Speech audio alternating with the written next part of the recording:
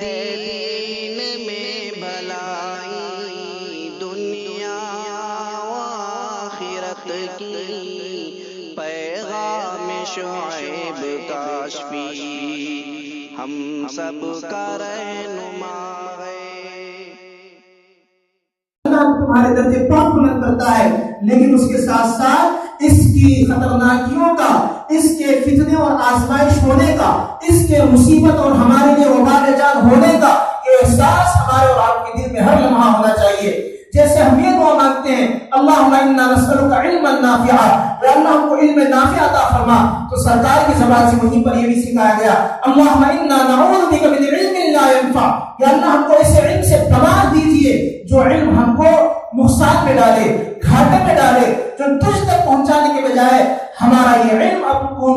اپنے خواہشات کے پیچھے لگنے اور ہم کو اپنے نفسانی خواہشات کی تکمیل کی راہیں سکھائے، ایسے علم سے ہم پناہ مانگتے ہیں۔ قرآن میں اللہ تبارک و تعالیٰ نے بنی اسرائیل کے ایک شخص کا واقعہ ذکر کیا ہے، وَاتْلُ عَلَيْهِمْ نَبَأَ الَّذِي آتَيْنَاهُ آيَاتِنَا فَانْسَلَخَ مِنْهَا فَأَتْبَعَهُ الشَّيْطَانُ فَكَانَ مِنَ الْغَاوِينَ۔ اے نبی آپ ان کے سامنے وہ آیتیں پڑھ دیجئے جس کے اندر اس آدمی کا قصہ ہے جس کو ہم نے اپنی آیتوں سے نوازا تھا، یعنی اپنے علم دین سے نوازا تھا،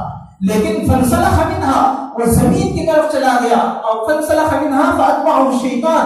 وہ اس علم کے جو مقتضیات تھے، جو اس کے تقاضے تھے، ان آیتوں کے جو اس کے اوپر احکامات اس کے اوپر لاگو ہو رہے تھے، وہ ان سے نکل کر اپنے نفسانی خواہشات کے پیچھے چل پڑا، تو فَكَانَ مِنَ الْغَاوِينَ تو وہ گمراہ لوگوں میں سے ہو گیا۔ وَلَوْ شِئْنَا لَرَفَعْنَاهُ بِهَا ہم چاہتے تو ہم ان آیتوں کے ذریعے سے، یعنی ہم اس علم دین کے ذریعے سے ہم اس کا مقام بلند کرتے، وَلَكِنَّهُ أَخْلَدَ إِلَى الْأَرْضِ لیکن وہ خود تھا کہ زمین کی طرف اور نیچی سطح کی طرف وہ خود لپٹا، اس نے بلندیوں کو پانے کے بجائے نفسانی خواہشات کی پستی کو قبول کیا، تو ہم نے اس کو گمراہ کر دیا۔ اور اس کی مثال ایسی ہو گئی کہ فَمَثَلُهُ كَمَثَلِ الْكَلْبِ کہ اس کی مثال کتے کی سی ہے، ان تحمل علیہ یلہث او تترکہ یلہث اگر تم اس کے اوپر بوجھ لاتے بھی ہو تو ہانپتا ہے، اگر بوجھ نہیں بھی لاتے ہو تو ہانپتا ہے۔ مفسرین لکھتے ہیں واقعے میں اس آیتوں میں اشارہ اس واقعے کی طرف ہے کہ بلعم ابن باعورہ ایک شخص تھا، بنی اسرائیل کا بہت بڑا عالم و زاہد تھا،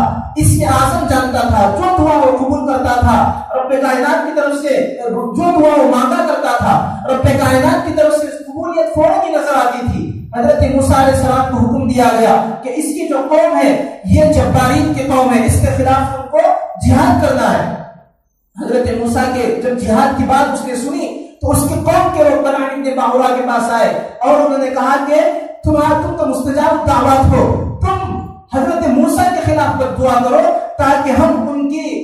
جو ہے ان کے حملے سے، ان کے جہاد سے اور ان کے قتال سے ہم اپنے آپ کو بچا سکیں۔ بلعم ابن باعورہ نے کہا ارے جانتے ہو موسیٰ تو نبی ہیں، نبی کے خلاف کوئی دعا کی جا سکتی ہے، اور اگر میں نے اپنی بدقسمتی سے کی تو کیا نبی کے خلاف کی جانے والی بد دعا بھی قبول ہوتی ہے؟ لیکن ان لوگوں نے برابر اس کو اکسایا، برابر اس کو رگڑایا اور رشوتیں دی، اس کی بیوی کو خوب رشوتیں دی، جس کے نتیجے میں وہ تیار ہو گیا کہ میں حضرت موسیٰ کے خلاف دعا کروں گا۔ جلیل القدر پیغمبر کے خلاف دعا کرنے کے لیے نکل رہا ہے۔ کیسا شخص ہے جس کے بارے میں خود قرآن نے کہا وَاتْلُ عَلَيْهِمْ نَبَأَ الَّذِي آتَيْنَاهُ آيَاتِنَا وہ شخص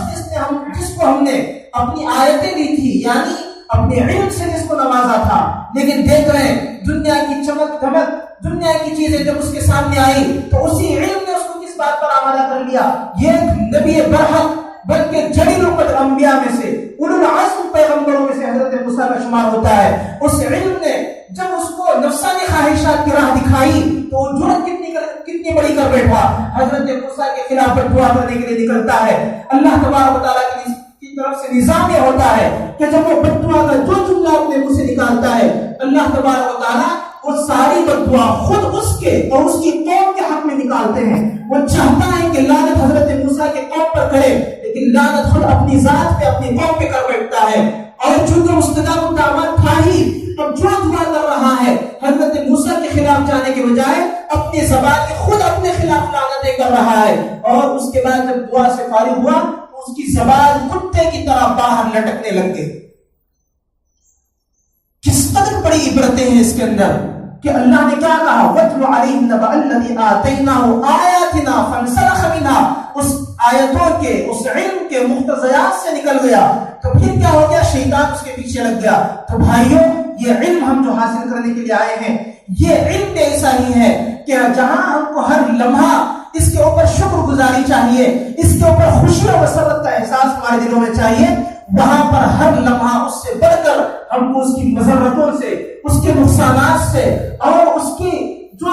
برے نتائج ہیں اس سے بھی پناہ مانگنے کی ضرورت ہے۔ کہ علم فی نفسی تو بہت اچھی چیز ہے، لیکن اس کو حاصل کرنے کے لیے برتن بھی اتنا صاف ستھرا چاہیے، اس کو حاصل کرنے کے لیے انسانی استعدادیں اور صلاحیتیں بھی اتنی سیدھی چاہیے۔ جب برے انسان کے ہاتھ میں کوئی چیز جاتی ہے تو اس کا استعمال برا ہی کرتا ہے، جب اچھے انسان کے ہاتھ میں دولت ملتی ہے غریبوں کا خیال کرتا ہے، جب برے انسان کے ہاتھ میں طاقت و قوت جاتی ہے تو اس کی وجہ سے وہ غریبوں کی روٹی چھینتا ہے۔ یہ تو انسان کی فطرت کی غلطی ہے، اس کی فطرت کی خرابی ہے کہ نعمتیں تو ہر ایک کو ملتی ہیں، لیکن نعمتوں کا استعمال کوئی تو صحیح کرتا ہے، لیکن نعمتوں کا استعمال کوئی تو غلط کرتا ہے۔ ایسے ہی ہم جو علم حاصل کرتے ہیں، یہ علم سراپا ہدایت ہے، یہ علم سراپا نور ہی نور ہے، یہ علم سراپا خیر ہی ہے، لیکن ہم اپنے اندر کی برائیوں کو، ہم اپنے اندر کی کمزوریوں کو، ہم اپنے دل کے برتن کو مانجنے کی اگر کوشش نہیں کریں گے تو یہ صاف ستھرا دودھ علم کی شکل میں جب ہمارے دلوں میں جائے گا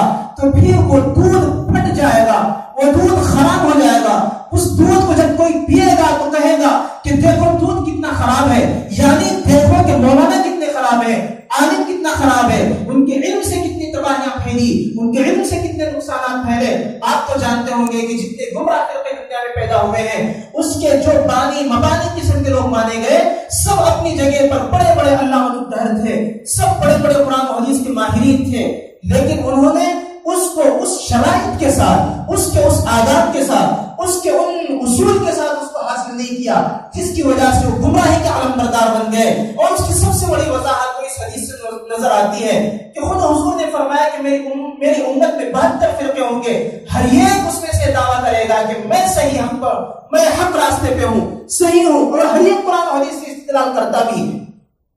لیکن کیا گمراہیاں ان کے حصے میں نہیں آئی؟ کیا تباہیاں ان کے حصے میں نہیں آئی؟ کیا وہ جنت کا راستہ بتانے کے بجائے جہنم کے داعی نہیں بن گئے؟ ضرور بن گئے۔ تو کھلی ہوئی چیزیں ہیں، مشاہدہ ہے، اور یہ تو ہر ایک دیکھ رہا ہے۔ اس لیے ہم کو جہاں اس نعمت کے اوپر شکر گزاری کی ضرورت ہے، اس نعمت کے